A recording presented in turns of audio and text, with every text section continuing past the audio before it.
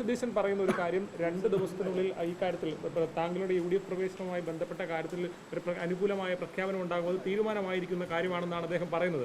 ആ ഘട്ടത്തിൽ ഇങ്ങനെ ഒരു പ്രതികരണം ഉണ്ടായാൽ അത് ഈ ആ സാധ്യതയെല്ലാം അങ്ങ് ബാധിക്കില്ലേ?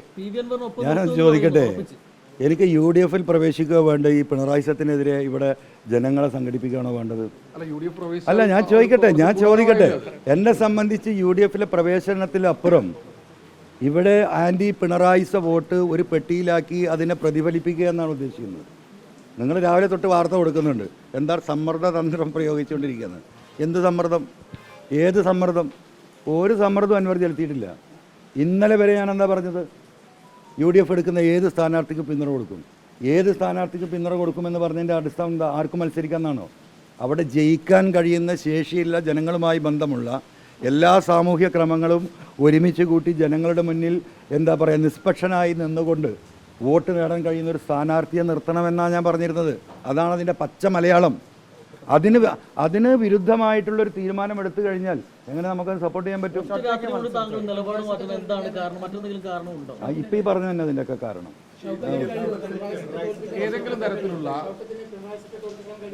പിണറായി സത്തെ എങ്ങനെയാണ് തോൽപ്പിക്കാൻ കഴിയുക ഷൗക്കത്തിന്? നിങ്ങൾ ഷൗക്കത്തിൻ്റെ ഫേസ്ബുക്ക് ഒന്ന് എടുത്തു നോക്കൂ. ഈ കഴിഞ്ഞ 2 വർഷക്കാലത്തിനിടക്ക് CPM-നെതിരെയോ ഈ ഗവൺമെൻറ്റിനെതിരെയോ ഒരു വരി എഴുതിയതായിട്ട് നിങ്ങൾക്ക് കാണാൻ കഴിയുമോ? ഒരു വരി എഴുതിയതായിട്ട് കാണാൻ പറ്റുമോ? ഈ ഗവൺമെൻറ്റിനെതിരെ ഒരു വരി എഴുതിയായിട്ട് കാണാൻ പറ്റുമോ? CPM-ഉമായിട്ട് ഈ ഗവൺമെൻറ്റിനെ എവിടെയെങ്കിലും ഒന്ന് വിമർശിച്ചതായിട്ട് നിങ്ങൾക്ക് കാണാൻ പറ്റുമോ? കാണാൻ പറ്റില്ലല്ലോ. നല്ല സൗഹൃദത്തിലാണ്. ദേശാഭിമാനിയുടെ സാംസ്കാരിക സദസ്സിലെ എന്താ പറയുക കേരളത്തിൽ വിളിക്കപ്പെടുന്ന അവർക്ക് ഇഷ്ടപ്പെട്ട ഒരു എന്താ പറയുക വലതുപക്ഷത്തെ ഒരു ഇടതുപക്ഷവാദിയാണ് അദ്ദേഹം. അങ്ങനെ നിൽക്കുന്ന ഒരാൾ ഈ പിണറായി സത്തിനെതിരെ എങ്ങനെയാണ് സംസാരിക്കുക? ഈ തെരഞ്ഞെടുപ്പ് ഗോതയിൽ ഒരു വാക്ക് നിങ്ങൾക്ക് കേൾക്കാൻ കഴിയില്ല.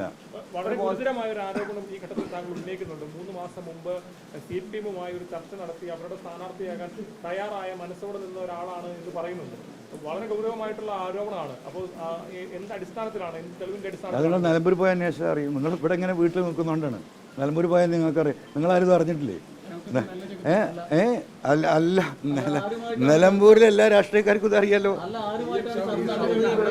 അത് വയനാട്ടിൽ വെച്ചിട്ടാണ് ചർച്ച നടത്തിയത്. പാർട്ടിയുടെ സംസ്ഥാന സെക്രട്ടറിയുമായിട്ടാണ് ചർച്ച. ഞാനത് വിശദീകരിച്ചല്ലോ. പോസിറ്റീവ് റിസൾട്ട് ഉണ്ടായില്ലെങ്കിലേ ഈ പിണറായി സത്തിനെതിരെ ഒരു പോരാട്ടം വിജയിക്കുമോ? ഒറ്റയ്ക്ക് മത്സരിച്ചൊരു പോസിറ്റീവ് റിസൾട്ട് ഉണ്ടായില്ലെങ്കിൽ ഈ പറയുന്ന താങ്കളുടെ ആശയം വിജയിക്കുമോ? അത് പരാജയപ്പെടില്ല? നമുക്ക് ആലോചിക്കാം.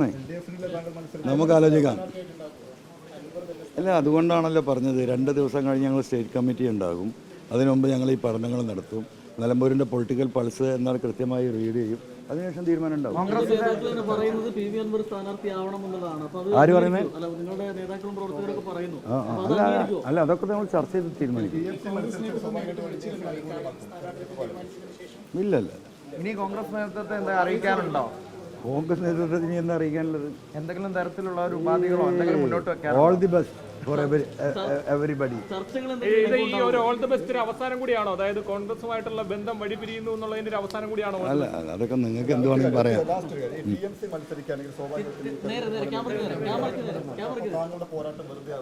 എങ്ങനെ?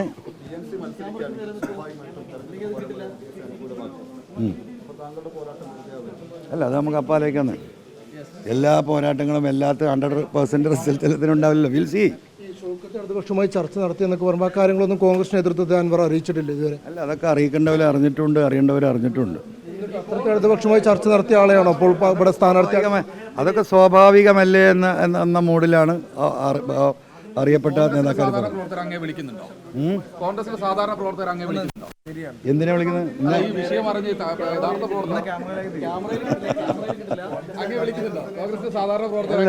എല്ലാ പ്രവർത്തകരും മനുഷ്യന്മാരെന്നെ വിളിക്കും. അതിൽ കോൺഗ്രസ് പ്രവർത്തകരുണ്ട്, അല്ല, പിന്തുണ എന്തിനു പ്രഖ്യാപിക്കണം?